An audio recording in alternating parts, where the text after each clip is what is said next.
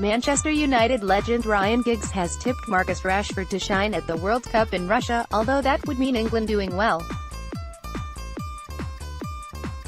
I'm hoping Marcus because I think he was a breath of fresh air in a friendly at Elland Road for England.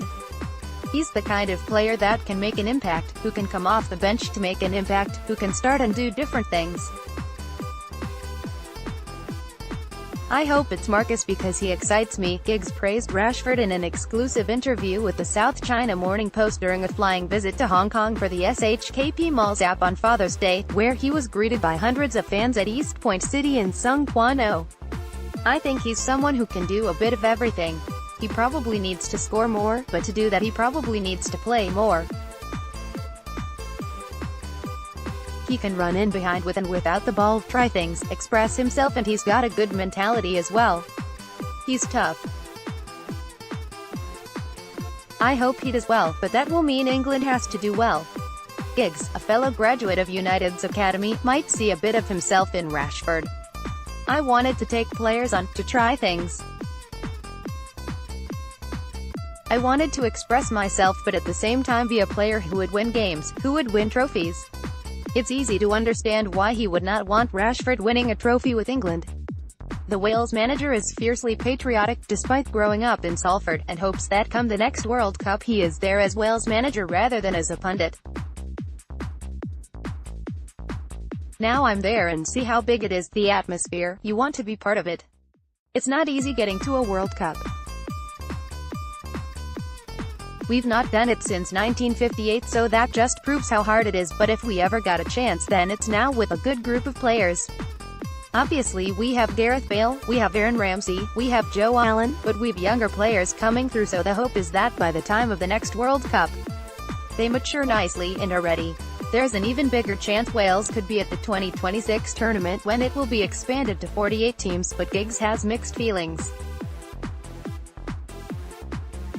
Obviously for the lesser countries it gives you a better chance, but also you don't want the quality to dilute. The World Cup is the best competition in the world. Saying that as manager of Wales, you want as big a chance as you can get of getting to a World Cup. It's been 60 years. We'll have to wait and see if we're good enough. We haven't been good enough in the past. You need a lot of things to go for you. If you're a small nation you need all your best players fit, you need that little bit of luck, and you need to perform. He sees that in the Iceland team that held Argentina to a 1-1 draw in their World Cup debut on Saturday. It's encouraging when you see a population of 400,000 something show what they can do with hard work, with team spirit, and obviously a bit of quality as well. It gives hope to all the smaller nations. As for the team that will be the most successful in Russia, Giggs can't look too far past the favorites, although this was before Germany lost their opener to Mexico and Brazil were pegged back by Switzerland on Sunday night. It's a tough one to call. Obviously one is Germany with the experience they have as reigning champions. Brazil look good, but I think a lot depends on how Neymar is, if he's fully fit. But other than that I think it's pretty open. There could be a surprise definitely within the semis anyway. Giggs will be watching from Moscow, where he is working as a pundit for British television station ITV alongside former teammates Gary Neville, Roy Keane, Patrice Evra and Henrik Larsson. Giggs wants to emulate the United sides he played in as a coach with Wales, where he will return once his World Cup duties are over.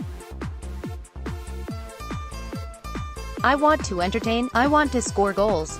It's not easy. My second game against Uruguay, you've got Cavani, Suarez, Godin, Jimenez. 6 players with 100 caps or more, so it's not easy when you come up against teams like that.